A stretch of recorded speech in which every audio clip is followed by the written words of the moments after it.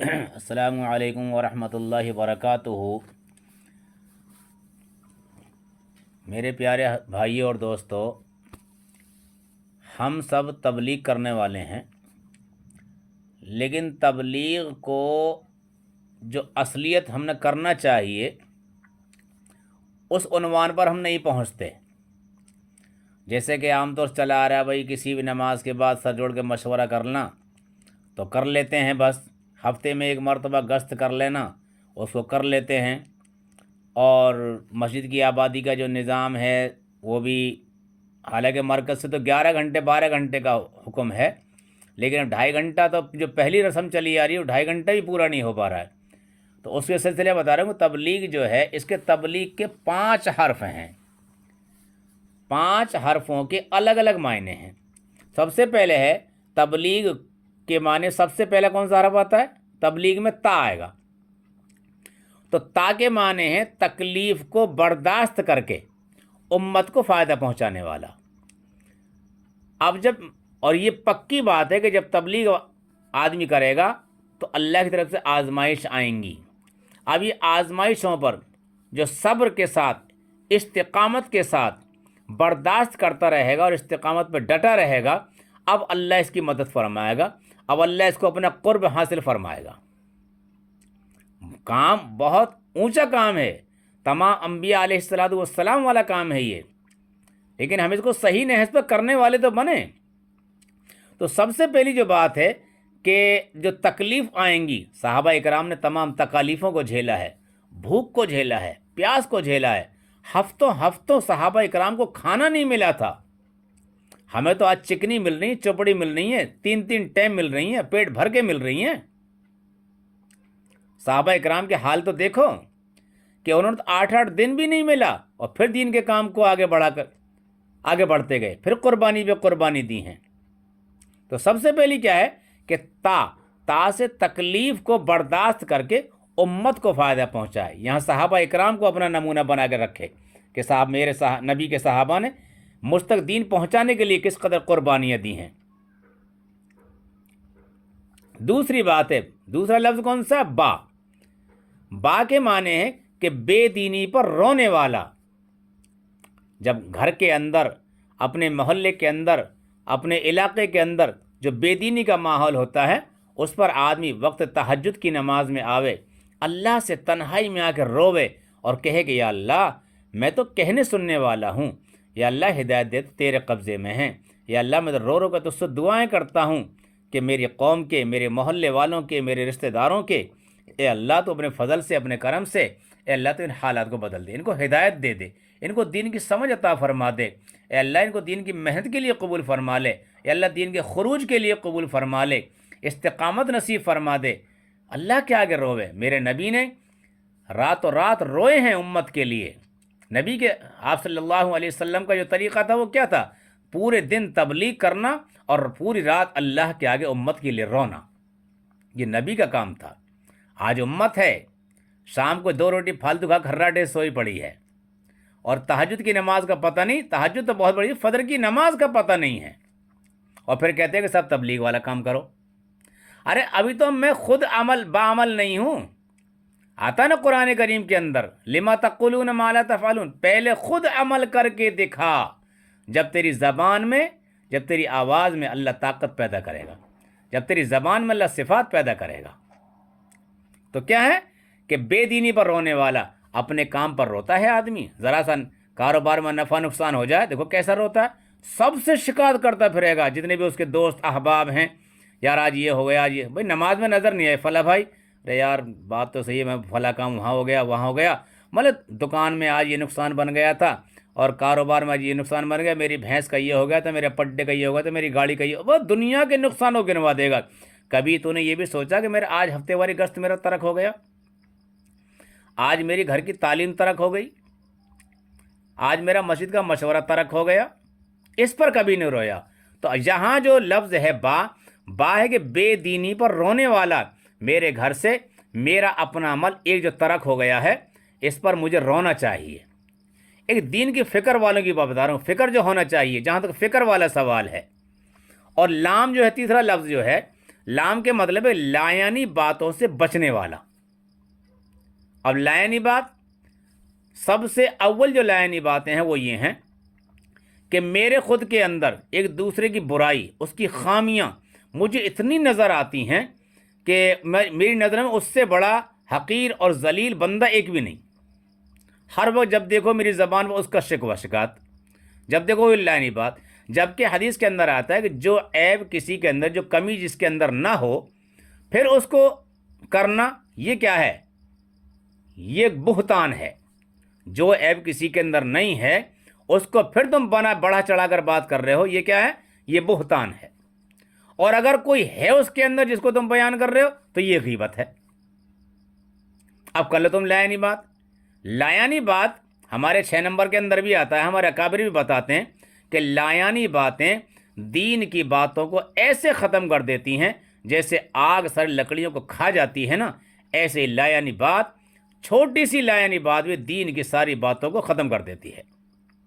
جیسے استرا سر کے بالوں کو ختم کر دیتا ہے نا، ایسے ہی دین کی باتوں کو لایانی باتیں، بری باتیں، آپس کی غیبت، گلے، ایک دوسرے کی برائی، یہ میرے دوستو یہ ساری باتیں ختم کر دینے والی ہیں۔ لایانی باتوں سے بچو۔ یہ لایانی باتیں ایسی ہیں جیسے بیمار آدمی، بہت بڑا بیمار ہو اور اس کا مرض بہت کچھ بڑھ گیا ہو، اور اس کو ڈاکٹر یوں کہے کہ تم کو پرہیز کرنا ہے۔ جب آدمی پرہیز پہ قائم رہے گا تو انشاءاللہ پھر بیماری سے شفا ملے گی۔ اور بیماری بھی بڑھ رہی ہے، دوا بھی کھا رہا ہے اور پرہیز بھی نہیں کر رہا ہے، تو پھر یہ آج نہ تک کل بہت جلدی مر جائے گا، جلدی مرے گا، پھر یہ وقت سے پہلے مر جائے گا، کیونکہ یہ پرہیز نہیں کر رہا۔ علاج کرا رہا ہے، گھر والے طرح علاج کرا رہے ہیں، گھر والے پیسہ خرچ کر رہے ہیں، گھر والے آ رہے ہیں جا رہے ہیں، محنت کر رہے ہیں، کائے کے لیے کر رہے ہیں؟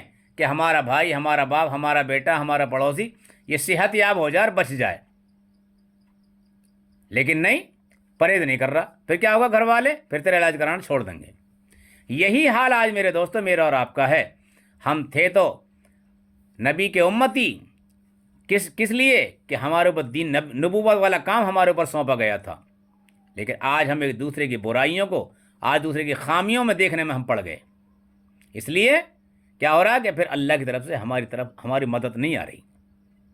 آج مسلمان کی خامیوں کو دیکھنے میں لگ گیا۔ اس لیے میرے بھائی دوستوں، لایانی باتوں سے بچو۔ چوتھا حرف کیا ہے؟ یا۔ یا کے معنی یقین کے ساتھ دین کے کام کرنے والا، یقین کے ساتھ دین کا کام کرنے والا۔ اب یقین کیسا ہے؟ یقین ایسا ہے، میں تو اپنی مسجد کی کارگزاری بتا رہا ہوں، جس مسجد میں میں امام ہوں اس وقت، مجھے یہ چوتھا مہینہ چل رہا ہے، چوتھے مہینے میں یہاں پر ابھی ایک جماعت بھی سیر و جگہ نہیں نکلی ہے، ایک جماعت بھی۔ اور مشورے میں جب امور گنے، ہاں بھائی تعلیم، تو تعلیم 1 2 3، 1 2 1 2، اصل تو 1 ملتی ہے، حد 2 ملتی ہیں، بہت کم چانس ہے کہ 3 مل جاتی ہیں۔ اور بیٹھنے والے کتنے؟ 6-7 جنے بیٹھنے والے ہیں۔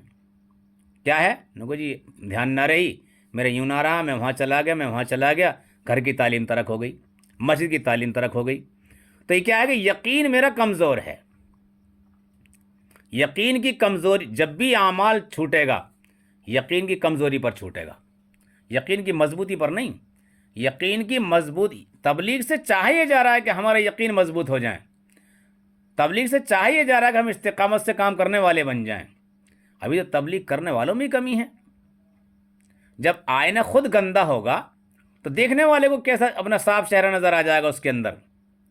تو میرے دوستو، ہم تبلیغ کرنے والے ہیں، ہم امر بالمعروف اور نہی عن المنکر کرنے والے ہیں۔ کیا مطلب ہے اس کا؟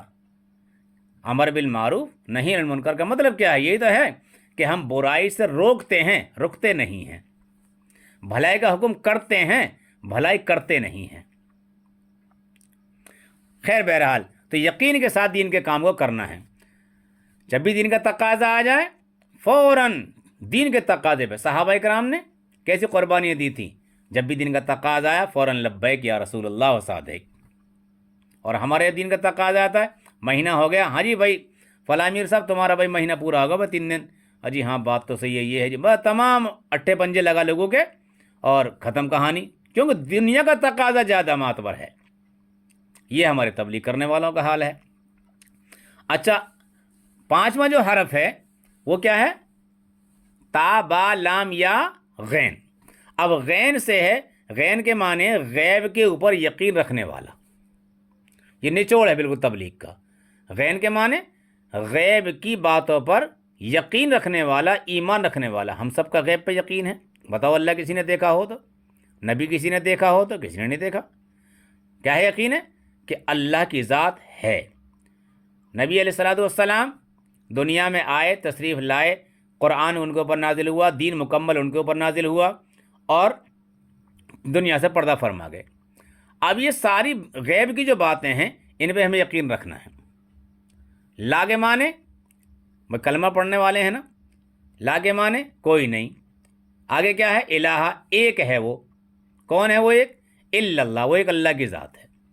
اب جب یقین میرا یہ ہے کہ کرنے والا کوئی نہیں ہے، اللہ کے سوا کوئی معبود نہیں ہے، کوئی مشکل کشا نہیں ہے، کوئی حاجت روا نہیں ہے، کوئی بگڑی بنانے والا نہیں ہے، عزت ذلت موت زندگی امیری غریبی فقیری بادشاہی جو کچھ سب اس کی طرف سے.